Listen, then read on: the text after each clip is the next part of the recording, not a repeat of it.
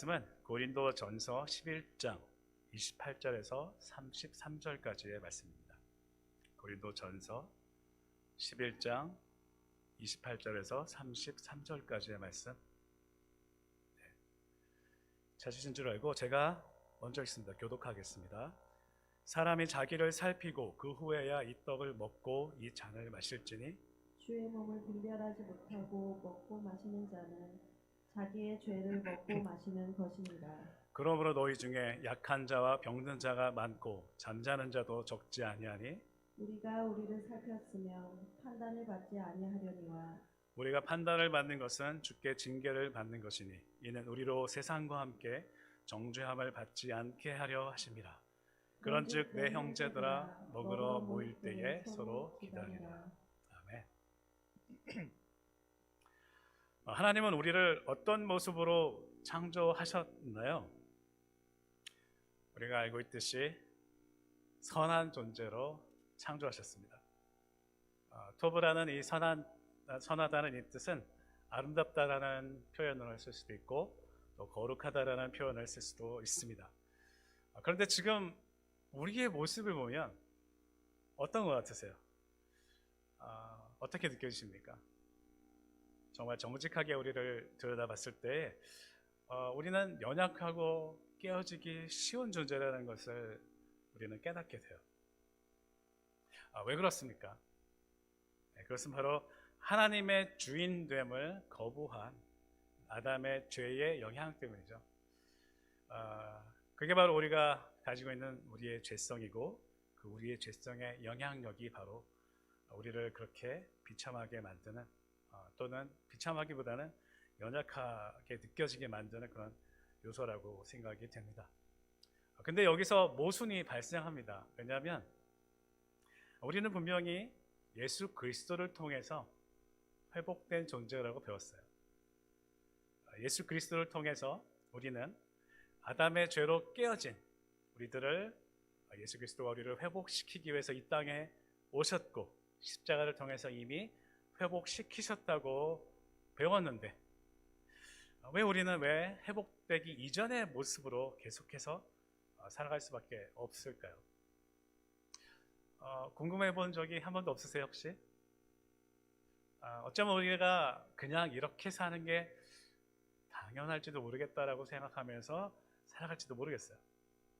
우리가 쉽게 하는 그런 습관적인 말 중에 이런 게 있습니다. 내가 예수는 믿지만 원래 이런 사람인데 내가 예수 믿는다고 해서 내 성격이 바뀌겠어? 라고 생각하는 이 믿음을 우리는 가지고 있는 것 같아요. 그래서 고린도후서 5장에는 새롭게 된 사람이 무슨 의미인지에 대해서 말씀하고 있습니다. 고린도후서 5장 14절은 그리스도의 사랑이 우리를 강권하시도다. 우리가 생각하건대 한 사람이 예수 그리스도죠. 모든 사람을 대신하여 죽었은즉 모든 사람이 죽은 것이다. 자, 우리가 죽은 것인데 우리의 어떤 사람이 죽은 것인가요? 우리의 이전 사람이 죽은 것이죠. 아까 우리가 고민하던 죄로 인해서 깨어져 있는 상태에 있는 우리의 그 이전 사람이 죽은 것이라는 거예요.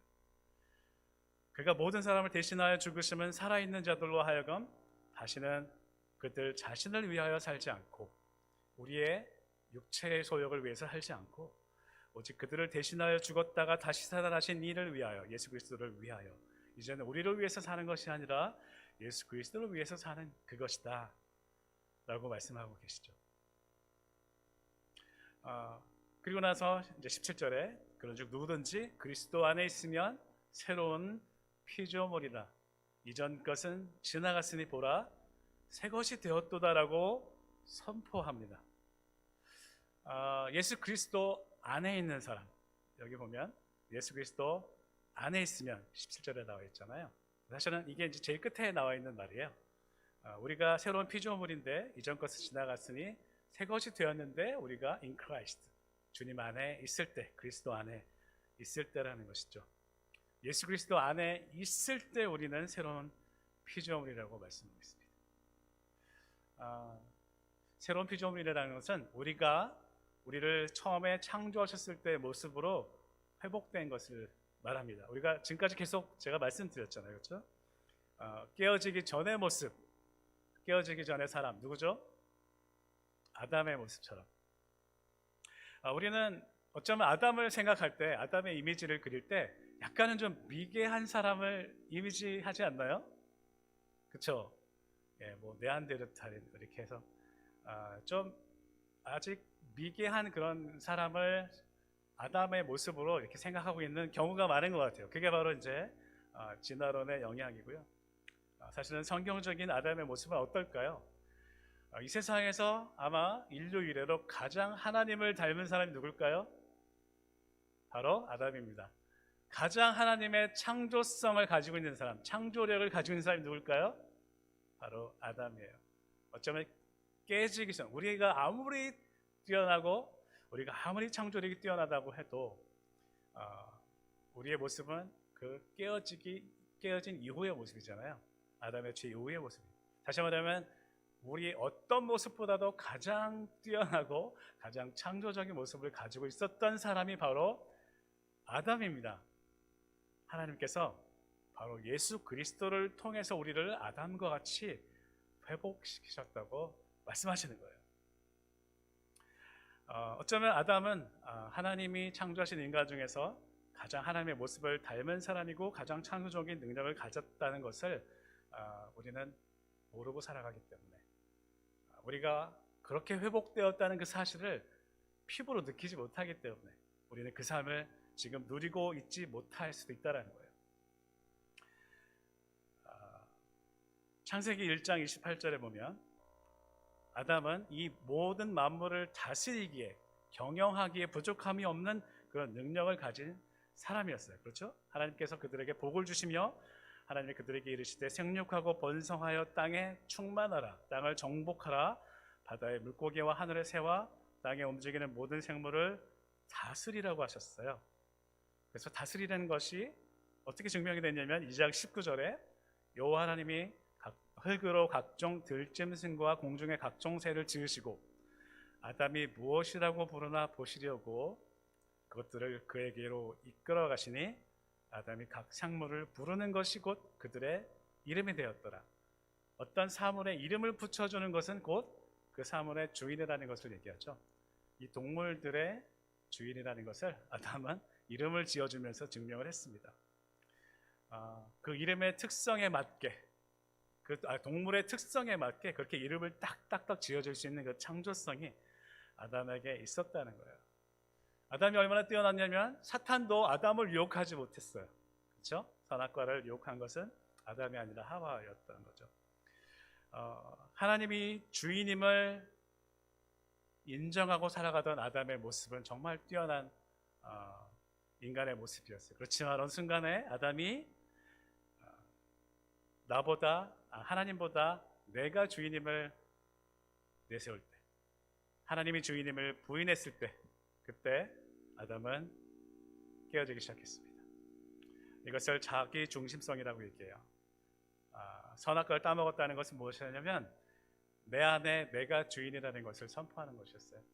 정말 주인이신 하나님을 거부한 거였잖아요. 그렇죠? 그래서 죄는 자기 중심성이라고 얘기합니다. 죄는 우리의 어떤 규범을, 도덕적인 규범을 어기는 행위를 말하는 것이 아니라, 그것은 세상에서는 그렇게 얘기를 하지만요, 세상적인 지금 가치관에서는 그렇지만 성경적인 가치관에서의 죄는 자기 중심성이에요. 내가 중간에 있을 때. 그래서 sin이라는 그 sin의 가운데 글자가 뭐죠? S-I-N의 I잖아요. 내가 가운데, 내가 중심이 되는 것을 죄라고 합니다. 그래서 그 내가 중심이 되는 그 자기 중심성이 있을 때의 그 결과로 나타난 것이 죄의 행위인 거죠. 도덕을 어기게 되는 우리의 죄의 행위인 것이죠.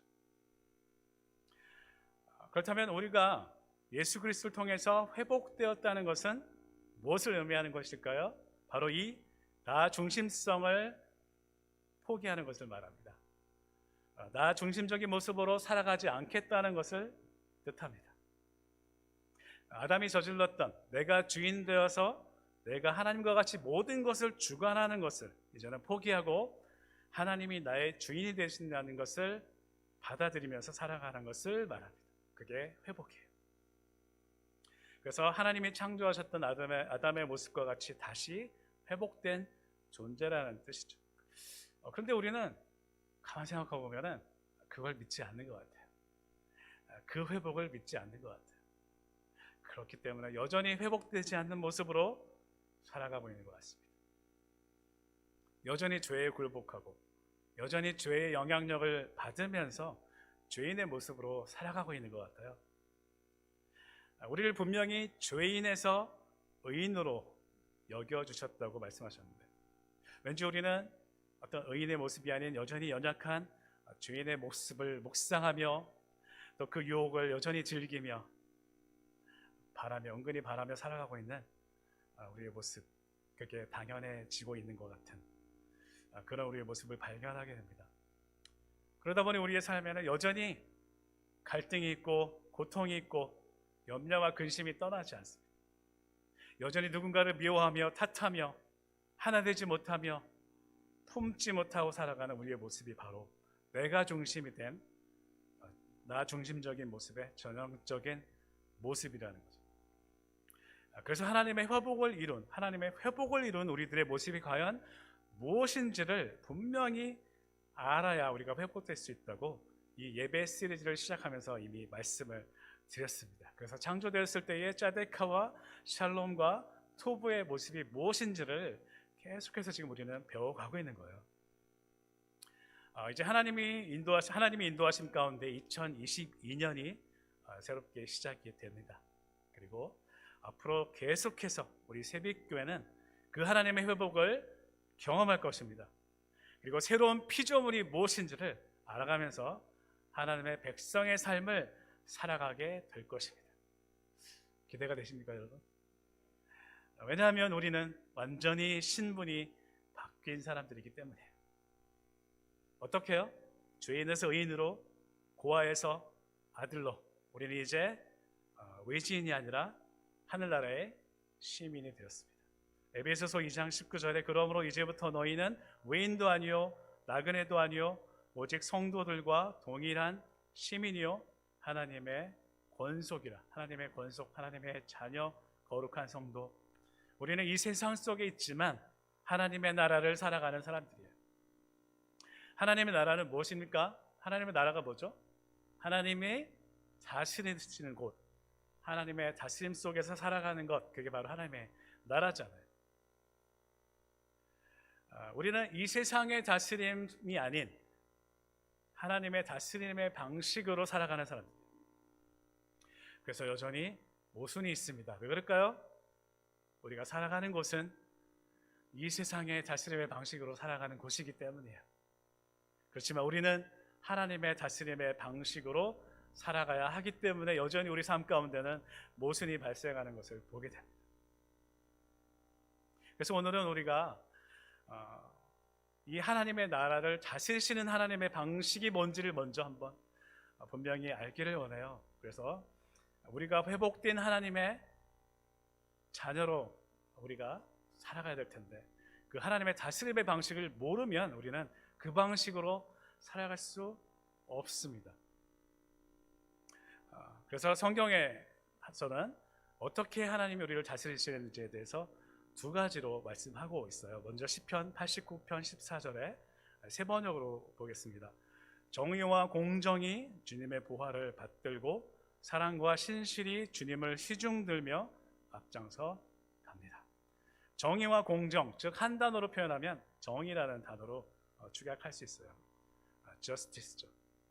그리고 사랑과 신실, 이걸 한 단어로 표현하면 사랑이라는 또 한 단어로, 다시 말하면 정의라는 큰 축과 사랑이라는 큰 축으로 우리를 다스리신다는 말입니다. 그리고 계속해서 성경 가운데서 그 정의와 사랑은 서로 교차하며 같이 항상 동시에 등장을 합니다. 시편 9편을 보면 마찬가지 세 번역으로요. 8절 9절을 보면 그는 정의로 세계를 다스리시며 공정하게 만대성을 판결하신다. 주님은 억울한 자들이 피할 요새이시며 고난받을 때에 피신할 견고한 성이십니다. 12절에 살인자에게 보복하시는 분들께는 억울하게 죽어간 사람들을 기억하시며, 고난받은 사람의 부르짖음을 모르는 채 하지 않으십니다. 하나님은 이런 분이세요. 우리는 우리의 눈에 보이는 현상에 의해서 어떻게 생각하냐면 하나님은 정의에 관심이 없으시구나. 하나님은 저렇게 비참하게 죽어가는 사람들에게 침묵하시는구나. 이렇게 생각할 수도 있다는 거예요.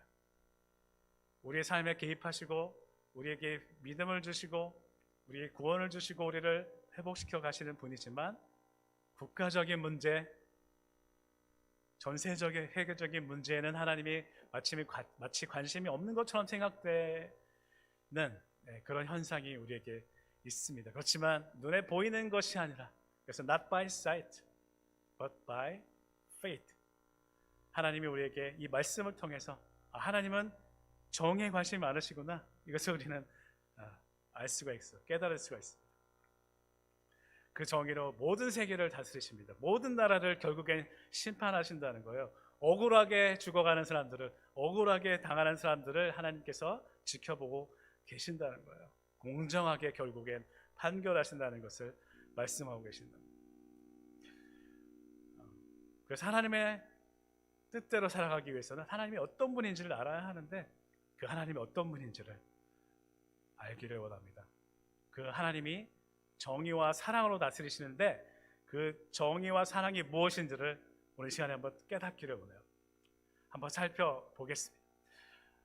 흔히 우리는 하나님이 정의 하나님이라는 사실을 너무 이렇게 추상적으로 받아들이는 경향이 있는 것 같아요.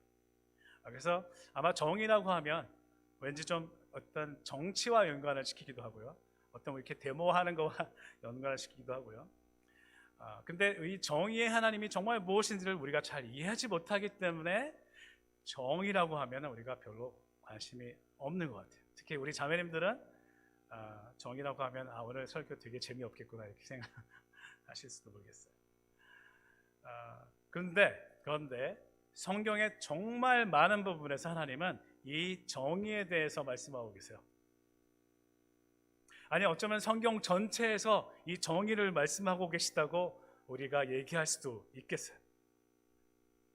그래서 우리 삶에서 정의를 이루지 않으면 하나님께서는 우리의 예배도 의미가 없다고 말씀하세요. 아모스 5장에 말씀하십니다. 21절, 내가 너희 절기들을 미워하며 멸시하며 너희 성회들을 기뻐하지 아니하나니 너희가 내게 번제나 소제를 드릴지라도 내가 받지 아니할 것이요 너희의 살진 희생의 화목제도 내가 돌아보지 아니하리라. 내 노랫소리를 내 앞에서 그칠지어다. 내 비파소리도 내가 듣지 아니하리라. 오직 정의를 물같이, 공의를 마르지 않는 강같이 흐르게 할지어다. 다시 말하면 정의가 우리 삶 가운데서 흘러가고 있지 않다면 어떤 예배도 내가 받지 않겠다는 뜻이에요. 같은 본문을 메시지 성경에서 이렇게 풀었습니다. 나는 너희 종교 행사들을 도저히 참을 수 없다. 너희 집회와 성회는 이제 신문이 난다.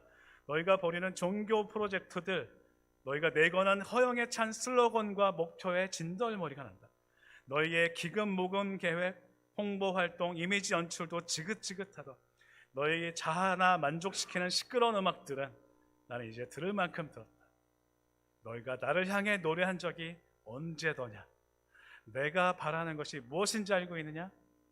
내가 바라는 것은 정의다. 큰 바다 같은 정의. 내가 바라는 것은 공평이다. 강 같은 공평. 이것이 바로 내가 바라는 것, 내가 바라는 전부다라고 얘기하고 있어요. 하나님이 정말 원하시는 건 그건 우리 예배 행위가 아니에요. 우리가 그토록 중요하게 여기는 제재훈련이 아니에요. 전도도 아니에요. 하나님이 정말 바라시는 건 바로 정의라고 말씀하세요. 이 정도 되면 정말 정의라는 게 장난이 아니죠? 과연 정의가 뭐길래? 그래서 그 하나님의 다스림을 경험하고 살아가는 하나님의 백성들은 그 정의와 사랑을 경험했기 때문에 당연히 그 삶 속에서 정의와 사랑을 공동체 안에서 이루면서 살아가야 합니다. 그래서 오늘은 그 정의에 대해서 나누기를 원해요. 정의는 그렇게 추상적인 게 아닙니다. 그 정의를 모르기 때문에 교회 안에서 하나 되기 힘든 거고요. 그 정의를 제대로 모를 때 우리는 하나님이 원하시는 삶을 살아갈 수 없습니다. 정의가 그 정도로 중요합니다. 진짜예요. 그래서 정의를 사실 자세히 다스려면 너무나 그 범위가 넓어서 사실 시간이 부족합니다. 근데 오늘은 그 교회 공동체의 회복을 이루어가기 위해서 우리의 삶과 직접 연관된 그런 부분만을 생각해 보겠습니다. 먼저 구약에서 등장하는 이 정의 단어를 한번 살펴볼게요. 1부 때 제가 하도 흥분해가지고 소리를 질렀더니 지금 목이 벌써 가가지고 2부 때도 나중에 어떻게 될지 모르겠지만 이 정의가 우리의 삶에 얼마나 중요한지에 대해서 오늘 한번 정말 귀를 기울이고 한번 들어보셨으면 좋겠어요. 정의는 구약에서 히브리어 2개의 단어로 표현이 됩니다. 첫 번째는 우리가 이미 잘 알고 있는 단어예요, 그렇죠? 자데카라는 단어예요. 보통 공의라고 보통은 이제 번역을 합니다. 이건 지난번에 뭐라고 말씀드렸냐면 모든 관계가 의를 이루고 있는 상태. 다시 말하면 그 의라는 것은 우리를 처음에 창조하셨을 때에 사랑으로 관계를 이루고 있는 그 사랑으로 이루어진 공동체, 그것이 바로 의를 이루고 있는 짜데카, 공의를 이루고 있는 상태라고 말씀드렸어요. 다시 말하면 공의는 상태예요, 그렇죠? 상태. 각자가 사랑으로 그 역할을 잘 감당하고 있는 그런 관계적 완전함을 이루고 있는 상태인데 그것을 또 뭐라고 말씀드렸죠? 완전한 상태를 샬롬이라고 말씀드렸어요. 그리고 하나님께서는 그 상태를 이루고 있는 우리들을 보고서 토브, 선하다고 말씀하셨다는 거죠. 그리고 그 짜데카가 이루어지지 않을 때, 그 짜데카가 이제 깨어졌을 때, 그 짜데카를 다시 이루는 것, 다시 이루는 행위적 정의, 교정적 정의를 히브리어로 미시파트라고 얘기해요. 보통은 정의라고 이제 번역을 하고요. 그래서 하나님이 우리를 창조하셨을 때 완전히 이루어지고 있던 그 공의가 다시 회복되게 하시는 하나님의 속성, 그것이 바로 미시파트입니다. 왜 그 속성이 왜 짜데카가 깨어졌을까요? 우리가 배웠듯이 우리의 죄 때문에. 다시 말하면 인간의 자기 중심성은 끊임없이 탐욕을 불러일으키고 타인을 배제하는 특성을 가지고 있습니다. 그래서 사랑으로 연결되는 관계는 깨어지고 또 경쟁하는 힘의 원리로 우리가 살아가기 시작했다는 것이죠. 힘의 불균형이 생겼고 그래서 힘이 있는 사람이 힘이 없는 사람을 누르고 착취하고 빼앗고 속이는 일들이 우리들의 관계를 깨뜨리게 된 것이 바로 우리 죄악의 결과라는 거죠. 그래서 이 정의, 미시파트는 그 관계를 회복하라고 우리에게 명령하시는 하나님의 의지를 말합니다. 인간을 공평하게 대하길 원하시는 하나님의 속성인 것이에요. 다시 말하면 미시파트는 누구든지 똑같은 잘못을 저질렀으면 똑같은 벌을 받으라는 거예요. 왜냐하면 똑같은 잘못을 저질러도 힘이 있는 사람은 그 벌을 피해갈 수 있습니다. 무슨 말인지 아시겠죠? 힘이 없는 사람이 그 벌을 다 받습니다. 마찬가지로 혜택도 마찬가지예요. 힘이 있는 사람은 혜택을 더 받고 힘이 없는 사람은 혜택을 덜 받는데 이것을 회복하게 하라는 것이 바로 미시파트, 정의라는 거예요. 근데 구약에서 이 미시파트라는 단어가 등장할 때 똑같이 같이 동시에 등장하고 있는 단어들이 있는데 바로 4대 취약계층, 다시 말하면 고아와 과부와 나그네, 거류민들, 이방인들과 그리고 가난한 사람들. 미시파트가 등장할 때마다 이들을 그렇게 채우라고, 이들을 돌보라고 말씀하시는 그 하나님의 사랑이 말씀 가운데 수없이 많이 들어있어요. 미가서 6장 8절에 우리가 지난주에도 살펴봤죠. 사람아, 주께서 선한 것이 무엇임을 내게 보이셨나니 여호와께서 내게 구하시는 것은 뭐라고요? 오직 정의를 행하며 인자, 헤세드, 사랑해, 하나님의 사랑을 사랑하며 구하며 겸손하게 내 하나님과 함께 행하는 것이 아니냐.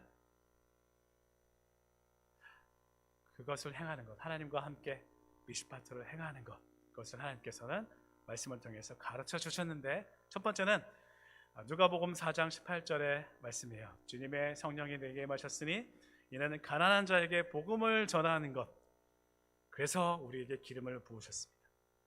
두 번째는 억눌린 사람들, 줄인 자들, 갇힌 자들, 맹인들, 비굴한 자들, 나그네들, 고아와 과부들을 향해서 하나님의 마음을 외면하지 않는 거라고 말씀하세요. 시편 146편 7절에서 9절.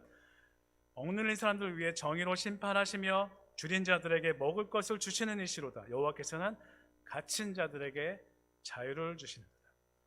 여호와께서 맹인들의 눈을 여시며 여호와께서 비굴한 자들을 일으키시며 여호와께서 의인들을 사랑하시며 나그네들을 보호하시며 고아와 과부를 돌보시고 붙드시고 악인들의 길은 굳게 하시는도다. 세 번째, 하나님이 차별하지 않으셨듯이 우리도 그들을 차별하지 않고 그들을 사랑하며 떡과 옷을 입히라는 거예요. 한국이 참 놀라운 게 미운 사람 떡 하나 더 준다는 말이 있어요. 그게 적절한지 모르겠지만 차별하지 않는 것, 그들을 입히라는 것이죠. 신명기에 나오고 있습니다. 10장 17절. 너희 하나님 여호와는 신 가운데 신이시며 주 가운데 주시며 크고 능하시며 두려우신 하나님이시라. 사람을 뭘로 보지 않으신다고요?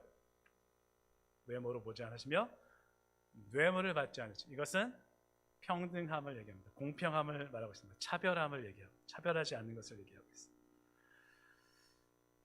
그리고 그 정의의 회복을 위한 하나님의 뜻을 이루시기 위해서 우리에게 오신 누가 오셨어요?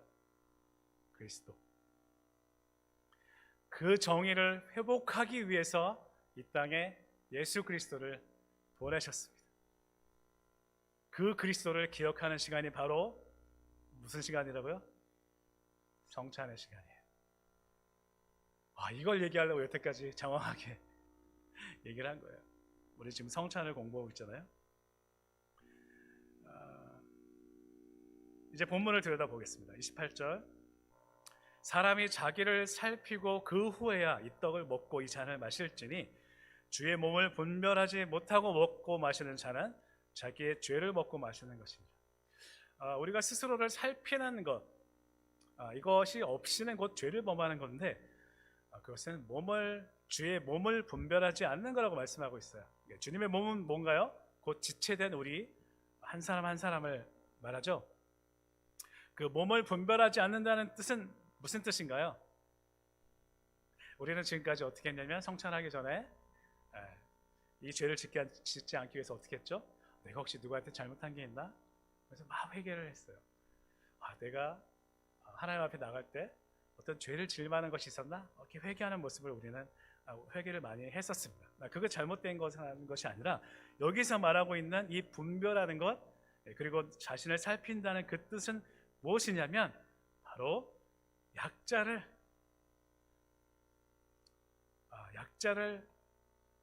내가 약자라는 것을 경험하게 하는 차별을 하고 있는지 그것을 살피라는 거예요.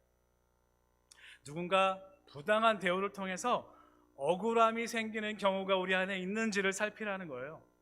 이것은 공의가 이루어지지 않는 것을 말하는 것이잖아요. 주로 가난한 사람들과 유대인이 아닌 이방인들에게 그런 일들이 그 당시에 일어나고 있었잖아요. 그렇죠? 그래서 나그네들에게 주어지는 부당한 대우들, 그게 우리 교회 안에서 혹시 이루어지고 있지 않는지를 살피라고 사도 바울은 지금 말하고 있는 것입니다.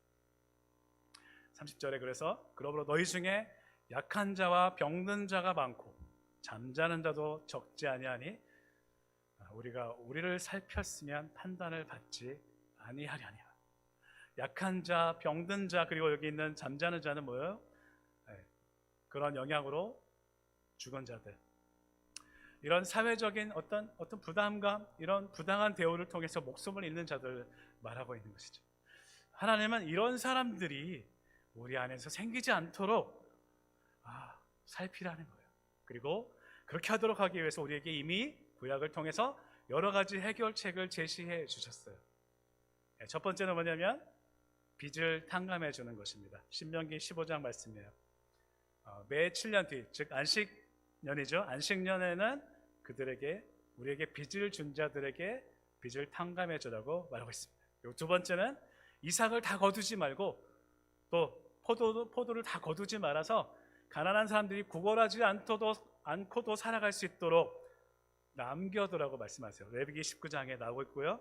세 번째는 가난한 자들을 위한 별도의 11조를 거뒀습니다. 3년에 한 번씩 11조를 거둬서 그 11조는 가난한 자들을 위해서 사용하라고 하셨습니다. 신명기 14장에 나오고 있고요. 네 번째는 희년. 희년은 뭐죠? 안식년이 7년인데 7년이 7번 지나면 7, 49, 49년에 그 다음 되는 해 50년째 해를 희년이라고 하잖아요. 희년은 어떻게 했죠? 아무리 부당하게 당했더라고 하더라도 그 사람이 원래 가지고 있던 땅을 원래 주인에게 돌려주는 거예요. 그게 희년입니다. 리셋 버튼을 누르는 거죠. 다시 말하면 하나님의 백성으로서 마땅히 해야 되는 이러한 정의가 이루어지지 않았기 때문에 우리 안에 여전히 약한 자와 병든 자들이 생긴다는 것을 구약에서는 계속해서 말씀하고 계셨어요. 그리고 사도 바울은 오늘 특별히 이렇게 이 말씀을 통해서 우리 공동체 안에 그러한 정말 도움이 필요한 사람이 없는지를 살피라고 우리 주님의 몸과 피를 먹기 전에, 먹고 마시기 전에 그것을 살피라고 말씀하고 있는 것입니다. 그래서 예수님께서는 예수님의 삶을 통해서 그 당시에 일어나고 있었던 이런 여러 가지 차별들을 막으셨어요. 여성들에 대한 차별을 없애셨고요. 아이들을 안아주셨고요. 또 병자들이나 사회적인 약자들, 부정한 자들을 가까이 해주시고 치유해 주셨습니다. 그 예수님을 기억하는 시간이 바로 성찬이라는 거예요. 그런데 오늘 우리가 한번 더 살펴보기를 원하는 것은 이 정의라는 것은 어떤 경제적인 부분만 있는 게 아니에요. 누군가 받는 어떤 부당한 대우들 그 모든 것이 해당될 수가 있습니다. 참 우리 가운데 어려운 것이 뭐냐면 오해라는 거예요. 나는 분명히 그게 맞다고 생각하고 그렇게 믿어버리는 경우가 참 많은 것 같아요. 어쩌면 한 사람을 그렇게 판단하는 경우, 그런 경우에 결국 누군가에게 억울한 일이 생기기 시작합니다. 공의가 깨어진다는 거죠. 나는 그렇게 의도하지 않았지만 내가 의도하지 않는 사이에 그 공의가 깨어지고 있다는 거예요. 이렇게 공동체 안에서 결국 공의가, 정의가 깨어지는 것 의외로 우리 안에 너무나 많이 일어나고 있다는 거예요. 혹시 누군가 나로 인해서 억울함을 느끼고 있다는 생각을 해본 적이 있으신가요? 내가 했던 어떤 은연중 행위를 통해서 어떤 말을 통해서 누군가 상처를 받고 있다는 생각을 해본 적 있으신가요? 누군가 나의 어떤 행위를 통해서 차별을 당했을 수도 있다고 생각해 본 적이 있으신가요? 그것을 살피는 것이 바로 성찬의 자리라는 것이죠. 그래서 초대교회는 이 차별 없는 성찬을 함께 경험하면서 이 정의를 배워갔습니다. 하나님께서 회복시키시기 원하시는 이 회복적 정의, 이것을 매일매일 배워갔던 거예요. 사회적인 신분이 달라도 하나 될 수 있고, 부자와 가난한 사람이 함께 모여서 식사할 수 있고, 주인과 종이 차별 없이 서로 피차 복종하는 것을 경험하는 시간, 이것이 바로 성찬의 시간이었다는 것입니다. 그래서 그 경험을 통해서 그리스도의 임재를 경험하고 하나님의 다스리심, 그 정의와 사랑을 경험했던 거예요.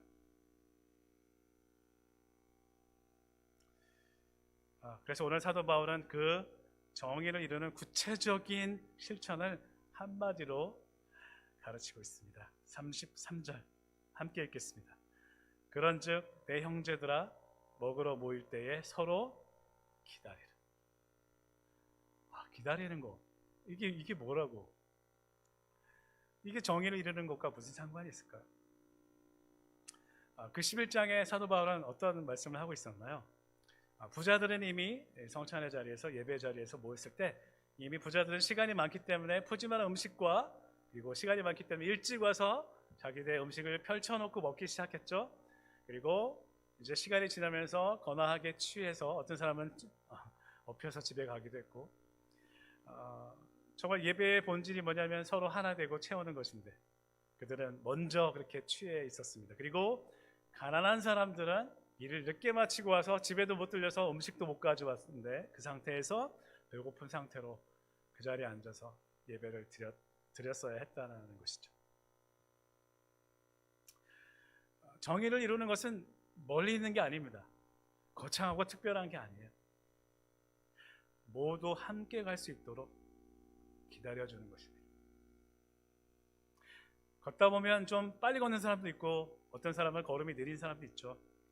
보폭이 넓은 사람도 있고 짧은 사람도 있고 성격이 급한 사람도 있고 생각이 많은 사람도 있고 네, 생각보다 행동이 먼저 나오는 사람도 있고 네, 생각을 한참 하고 행동하는 사람들도 있습니다. 신앙의 모습은 다양하고 섬김의 스타일도 다르고 은사도 각각 다르지만 그 은사들을 통해서 교회를 함께 섬기며 함께 지어져 가는 것, 그게 바로 교회 공동체라는 거예요. 에베소서 2장에서 19절에 그러므로 이제는 너희는 외인도 아니고 아까 읽었듯이 나그네도 아니요 오직 성도들과 동일한 시민이요 하나님의 권속이라면 우리 이제는 함께 가야 합니다. 함께 기다려야 합니다. 같은 운명 공동체라는 거죠. 그리고 우리는 이제 세상과 다른 가치관으로 살아가는 존재라는 것을 함께 인식하며 함께 그리스도 안에서 함께 걸어가는 것, 함께 지어져 가는 것. 21절 그의 안에서 건물마다 서로 연결하여 주 안에서 성전이 되고 너희도 성령 안에서 하나님이 거하실 처소가 되기 위하여 그리스도 예수 안에서 함께 지어져 가는 공동체가 바로 교회라는 거예요. 그래서 참 여전히 서로를 받아들이고 용납하고 살아가는 게 힘들다는 것을 우리가 느낍니다. 내 입장에서만 생각하면 다른 사람은 참 받아들이기 힘들 때가 많잖아요. 그렇죠? 내 생각에 동의하지 않게 되면 우리는 역시나 다름없이 그 사람을 배제합니다. 여전히 그 사람을 내 입장에서 차별하고 있는 거죠. 차별은 왕따시키는 것만 얘기하는 게 아니에요. 나의 생각만으로도 할 수 있습니다. 그런데 모두가 이렇게 차별 없이 연합하고 하나 되는 것이야말로 예수님이 우리에게 가르쳐 주신 당부이자 명령이자 의무라는 것이에요. 성찬을 통해서 우리에게 다시 한번 말씀하셨습니다. 정의를 행하라는 구약의 가르침을 예수 그리스도의 십자가와 연결하는 자리가 바로 이 성찬의 자리였다는 거예요. 우리는 반드시 회복해야만 합니다. 그 정의를 이루는 삶, 그래서 그 정의를 이루는 삶이 구원받은 성도의 삶에 반드시 나타나야 된다는 것을 오늘 말씀하고 계신 거예요. 그리고 오늘 32절의 말씀, 그 정의는 믿는 자들의 이 공동체 안에서만 회복되는 것으로 끝나는 게 아니라는 것입니다. 그 정의의 삶은 우리가 살아가는 세상으로 확대되어야 된다고 말씀하고 계세요. 왜냐하면 하나님의 다스림의 방식, 그렇죠? 그 공의와 사랑, 그 방식을 나타내는 그리스도인들의 삶, 그것을 통해 세상은 하나님의 다스림의 방식을 알게 됩니다. 30절 읽겠습니다. 우리가 판단을 받는 것은 주께 징계를 받는 것이니 이는 우리로 세상과 함께 정죄함을 받지 않게 하려 하십니다. 우리가 정의를 감당하지 못할 때 주님이 우리를 때로 징계하시기도 하는데 그 이유는 세상의 정죄를 받지 않게 하기 위해서입니다. 그리고 우리가 하나님의 다스림의 방식인 그 정의와 사랑을 행하게 될 때 세상은 하나님을 알게 되는 일들이 일어나게 될 것이라고 오늘 말씀하고 계신 거예요. 지난 40-50년 동안 한국교회가 사실 놀라운 성장을 이루어 왔습니다. 그것은 정말 감사한 일이고 하나님의 은혜고 놀라운 일이에요. 그런데 언젠가부터 성장이 멈추고 지금은 점점 기독교의 신뢰가 무너지고 있는 것을 보게 됩니다. 단지 세상이 악해서일까요? 그래서 한국교회에서 많은 각성들이 일어나고 있고 회복을 위한 노력들이 계속 많아지고 있는데요. 공통적인 어떤 평가가 있습니다. 그것은 우리가 그동안 놓친 게 있는데 그 뭐냐면 복음만 열심히 전하면 하나님의 사명을 잘 감당하는 것이라고 생각했다는 거예요. 하나님의 칭찬을 받을 만한 것이라고 생각했다는 것이죠. 그래서 결과적으로는 관계적인 공의를 이루는 것보다 충성과 희생으로 열매를 맺는 사역을 더 중요시 여겼다는 것입니다. 그러다 보니까 분명히 사역의 열매는 많아졌는데 생기는 것 같았는데 장기적으로는 관계는 점점 깨어지고 있다는 사실을 이제서야 깨닫기 시작했다는 거예요. 나를 따르라 해서 열심히 달렸는데 깃발을 꽂고 보니 주위 사람들이 다 상처를 받고 쓰러져 있다는 것을 발견하게, 상처를 믿고 떠나기도 하고요, 성도 간에 분열이 일어나기도 하고, 성도는 분명히 늘어났는데 자녀들과의 관계는 어려워졌습니다. 그리고 사랑으로 섬겼다고 생각했던 성도들도 어느 순간에 나를 외면하는 것처럼 느껴질 때 정말 사역의 회의조차 느끼는 우리의 모습을 바라보게 됩니다. 관계보다 사역이 더 중요하고 회복보다 성취가 우선이 되는 순간에 누군가는 소외되기 시작하고 누군가의 의견이 무시되기 시작했다는 것이죠. 어느새 사랑보다는 힘에 의해서 이끌려가는 공동체가 되기 시작했다는 것을 지금 한국교회는 깨달아가고 있다고 말을 하고 있습니다. 사랑하는 성도 여러분, 어떠세요? 우리가 그동안 해왔던 이 성찬에 이렇게 깊은 의미들이 있다는 것을 알게 되면서 어떤 생각이 드시나요?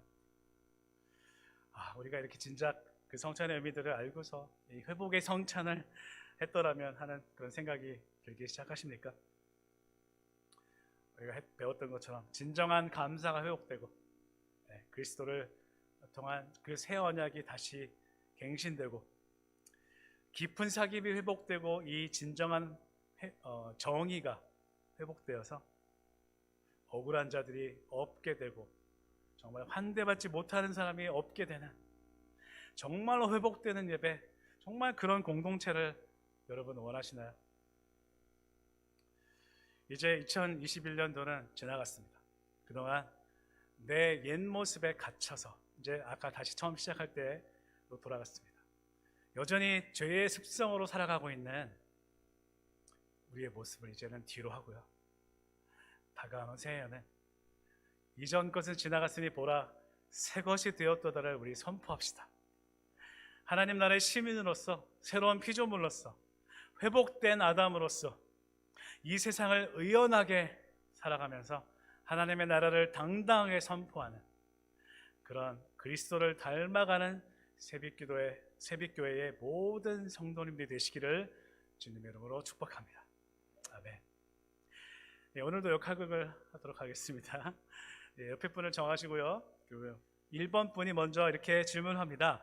하나님은 어떻게 우리를 다스리시나요? 하면 옆에 분이 네, 정의와 사랑으로 우리를 다스리십니다. 시작.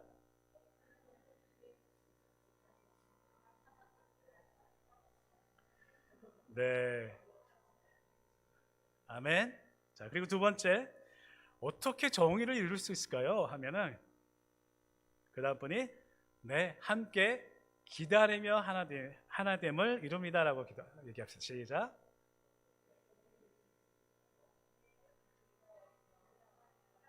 다 같이. 네, 이렇게 함께 이렇게 나누는 역할이 참 중요해요. 때로는 말이 좀 어렵지만 우리는 계속해서 이 훈련을 해야 합니다. 예배는 반복해서 훈련하는 것이에요. 우리 다 같이 함께 찬양하시면서 오늘 말씀에 반응하기를 원합니다. 우리 알고 있는 선한 능력이라는 찬양이에요.